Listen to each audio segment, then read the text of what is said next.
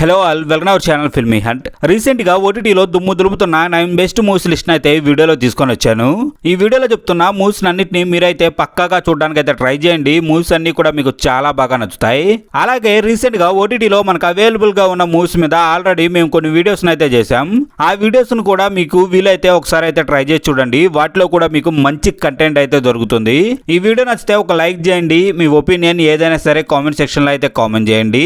అలాగే మన channel 50,000 subscribers కి చాలా దగ్గరగా ఉంది. సో మీలో ఎవరైనా మన ఛానల్ ని సబ్స్క్రైబ్ చేసుకోకపోతే మన ఛానల్ ని సబ్స్క్రైబ్ చేసుకొని పక్కనే ఉన్న బెల్ బటన్ అయితే ఆన్ లో పెట్టుకోండి. ఇంకా లేట్ చేయకుండా వీడియోని అయితే స్టార్ట్ చేసేద్దాం. ఇక మన list number 1 oh my god 2. Definite గా మీరు మిస్ చేసుకోకుండా చూడాల్సిన one of the best movie ఇది. మీకు చూడాలి అన్న ఇంట్రెస్ట్ ఉంటే డెఫినెట్ గా ఒకసారి అయితే దీన్ని ట్రై చేయండి. మూవీలో కంటెంట్ మాత్రం నెక్స్ట్ లెవెల్లో ఉంటుంది. సింపుల్ గా దీని కాన్సెప్ట్ ఏంటి అంటే, స్కూల్లో చదివే ఒక పిల్లాడు స్కూల్ బాత్రూమ్ లో చేసిన ఒక పని గురించి వీడియో అయితే బయటికి వస్తుంది. సో ఆ వీడియో చూసిన అందరూ ఆ పిల్లోడితో పాటు వాళ్ళ ఫ్యామిలీని కూడా టార్గెట్ చేస్తారు.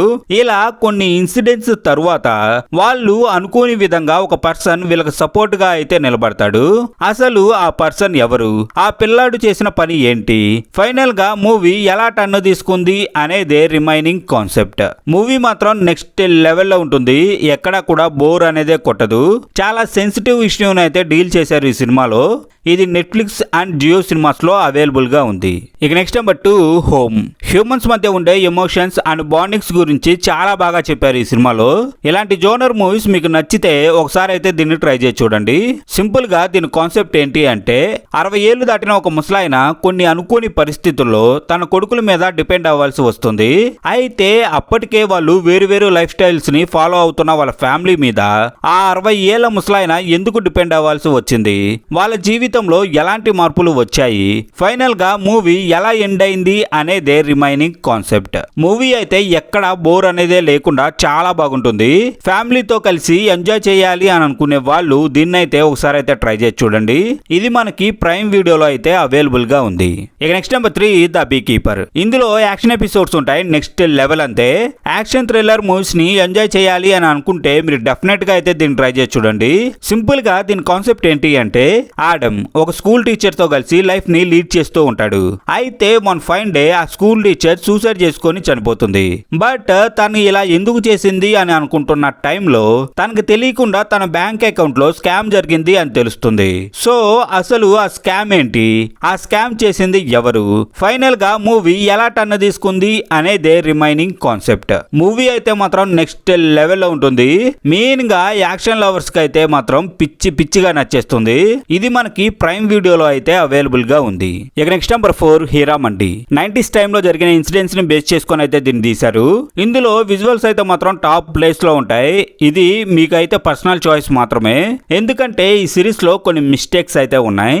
సింపుల్ గా దీని కాన్సెప్ట్ ఏంటి అంటే, హీరామండిలో మహిళలు లాహోర్ నగరానికి మహారాణులు అని మనీషా కొయిరాలా చెప్పే డైలాగ్ తో ఈ సిరీస్ అయితే స్టార్ట్ అవుతుంది. బ్రిటిష్ పీరియడ్ టైంలో ఉన్న ఒక వేశ్య వాటికి చుట్టూ దీని కథంతా కూడా తిరుగుతూ ఉంటుంది. ఆడవాళ్ళు ఏం చేయగలరు అని అనుకునే స్టేజ్ నుండి ఆడవాళ్ళు ఏదైనా సాధించగలరు అనుకునే వరకు అక్కడ ఉన్న ఆడవాళ్ళ లైఫ్ జర్నీ ఎలా జరిగింది అనేదే ఇందులో మెయిన్ కాన్సెప్ట్. ముందుగా చెప్పినట్టు ఇది మీకు పర్సనల్ చాయిస్ మాత్రమే. ఇందులో విజువల్స్ అన్ని కూడా చాలా బాగుంటాయి. బట్ కొన్ని మిస్టేక్స్ కూడా ఉన్నాయి. సో ఇంట్రెస్ట్ ఉంటే ఒకసారి అయితే ట్రై చేయండి. ఇదైతే మనకి నెట్ఫ్లిక్స్ లో అవైలబుల్ గా ఉంది. ఇక నెక్స్ట్ నెంబర్ 5 అతోముఖం. ఒక మంచి డిఫరెంట్ కంటెంట్ ఉన్న మిస్టరీ థ్రిల్లర్ ని ఎంజాయ్ చేయాలి అని అనుకుంటే మీరు డెఫినెట్ గా ఒకసారి దీన్ని ట్రై చేయండి. ఈ మూవీ మాత్రం మీకు నచ్చుతుంది. సింపుల్ గా దీని కాన్సెప్ట్ ఏంటి అంటే, అయితే కొన్ని ఇన్సిడెంట్స్ తర్వాత మార్టిన్ తన వైఫ్ లీలా ఇంట్లో చేసే చిన్న పనుల్ని క్యాప్చర్ చేయడానికి తనకి తెలియకుండా ఒక సీక్రెట్ కెమెరాని అయితే ఫిక్స్ చేస్తాడు. అయితే ఇలా కెమెరా ఫిక్స్ చేసిన కొన్ని డేస్ తర్వాత వీళ్ళు ఎక్స్పెక్ట్ కూడా చేయని ఒక పెద్ద ప్రాబ్లం అయితే వస్తుంది. దానితో వాళ్ళ జీవితాలు ఎలా టర్న్ తీసుకున్నాయి, అసలు వాళ్ళకు వచ్చిన ప్రాబ్లం ఏంటి, ఫైనల్ గా మూవీ ఎలా ఎండ్ అయింది అనేదే రిమైనింగ్ కాన్సెప్ట్. మూవీ అయితే మాత్రం చాలా బాగుంటుంది. మీకు చూడాలి అన్న ఇంట్రెస్ట్ ఉంటే మాత్రం దీన్నైతే మిస్ చేసుకోవద్దు. ఇక next number 6 the idea of you. Romantic movies ని ట్రై చేయాలి అని అనుకుంటే మీరు డెఫినెట్ గా ఒకసారి అయితే దీన్ని ట్రై చేయండి. సింపుల్ గా దీని కాన్సెప్ట్ ఏంటి అంటే, 40 years ఉన్న ఒక లేడీ తన కూతురుతో కలిసి లైఫ్ ని లీడ్ చేస్తూ ఉంటుంది. అయితే కొన్ని ఇన్సిడెంట్స్ జరిగిన తర్వాత ఆ లేడీ 24 years ఉన్న ఒక బ్యాండ్ సింగర్ తో లవ్ లో అయితే పడుతుంది.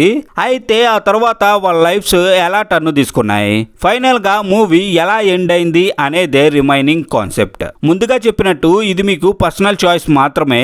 మీకు ఇంట్రెస్ట్ ఉండి రొమాంటిక్ మూవీస్ ని ట్రై చేయాలి అని అనుకుంటే డెఫినెట్ గా ఒకసారి అయితే ట్రై చేయండి. ఇదైతే మనకి ప్రైమ్ వీడియోలో అవైలబుల్ గా ఉంది. ఇక next number 7 Amar Singh చమ్కీలా. Real life లో జరిగిన ఇన్సిడెంట్స్ ని బేస్ చేసుకొని అయితే ఈ మూవీని అయితే తీశారు. మీకు బయోగ్రఫీస్ మీద ఇంట్రెస్ట్ ఉంటే ఈ మూవీని అయితే మిస్ చేసుకోవద్దు. ఈ మూవీ అయితే మాత్రం చాలా బాగుంటుంది.